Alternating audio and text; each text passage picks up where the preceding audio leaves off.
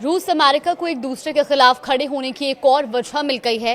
अब तक यूक्रेन मसले पर दोनों देश भिड़े हुए थे, लेकिन अब कैरेबियन सागर में अमेरिका की फौज उतरी तो रूस वेनेजुएला की तरफ से बोला है। नमस्कार, आप देख रहे हैं न्यूज़ 18 का डिजिटल प्लेटफॉर्म और मैं हूं आपके साथ जागृति खंतवाल। अमेरिकी रक्षा मंत्री पेटे हेगेथ ने शनिवार को कहा था कि कैरेबियन सागर में मादक पदार्थ तस्करी की नाव पर अमेरिकी सैन्य हवाई हमला किया गया है, जिसमें 3 लोग मारे गए। डोनाल्ड ट्रंप प्रशासन ने इस तरह की तस्करी चलाने वाले नार्को टेररिस्ट समूहों को निशाना बनाने के लिए नौसेना युद्धपोत F-35 स्टील्थ लड़ाकू विमान और बड़ी संख्या में सैनिकों की तैनाती की है। तो क्या सच में अमेरिका सिर्फ ड्रग ट्रैफिकिंग के चक्कर में इतनी सेनाएं सागर में उतार रहा है, या फिर इसके पीछे उसका गेम प्लान कुछ और ही है? दरअसल हेगेसेथ ने सोशल मीडिया पर लिखा था कि हमला एक और नार्को ट्रैफिकिंग जहाज को टारगेट करके किया गया था, जिसे उनकी खुफिया जानकारी के मुताबिक ड्रग्स के अवैध नेटवर्क से जोड़ा गया था और उस जहाज पर सवार 3 लोग मारे गए। नेटवर्क के मुताबिक ये अमेरिका के खिलाफ मादक पदार्थों की तस्करी में एक्टिव था। ट्रंप प्रशासन ने इसे राष्ट्रीय सुरक्षा के दृष्टिकोण से सशस्त्र संघर्ष का हिस्सा बताया है। हालांकि अमेरिका ने कई अन्य हमले भी इसी तरह से किए हैं।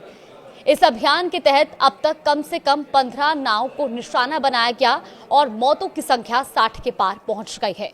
इस कार्रवाई की वैधता अंतर्राष्ट्रीय कानून के मुताबिक और साक्ष्यों की कमी को लेकर आलोचना हो रही है। रूस ने इस अभियान की तीखी आलोचना की। रूसी विदेश मंत्रालय प्रवक्ता मारिया ने अमेरिका पर ड्रग विरोधी अभियान का बहाना बनाकर पावर शो करने का आरोप लगाया। उसने अत्यधिक सैन्य शक्ति प्रयोग करने का आरोप लगाया और इसे अंतर्राष्ट्रीय कानून का उल्लंघन बताया है। रूस ने वेनेजुएला के शासन का समर्थन जारी रखने का भी स्पष्ट संकेत दिया। इस तरह की सैन्य कार्रवाई से कैरेबियन और लैटिन अमेरिका देशों में संघर्ष और तनाव बढ़ने का खतरा है। संयुक्त राष्ट्र ने इसे निर्धारित प्रक्रिया के बिना हत्या कहा है और तुरंत रोक की मांग की है। अमेरिका की इस कार्रवाई के पीछे सिर्फ ड्रग्स ही वजह नहीं है, बल्कि अमेरिका का पावर शो भी है। वो अमेरिका के बैकयार्ड कहे जाने वाले कैरेबियन यानी कि लैटिन अमेरिका, वेनेजुएला, क्यूबा और निकारागुआ देशों पर अपना वर्चस्व दिखाना चाहता है, क्योंकि यहाँ रूस और चीन की मौजूदगी लगातार बढ़ रही है।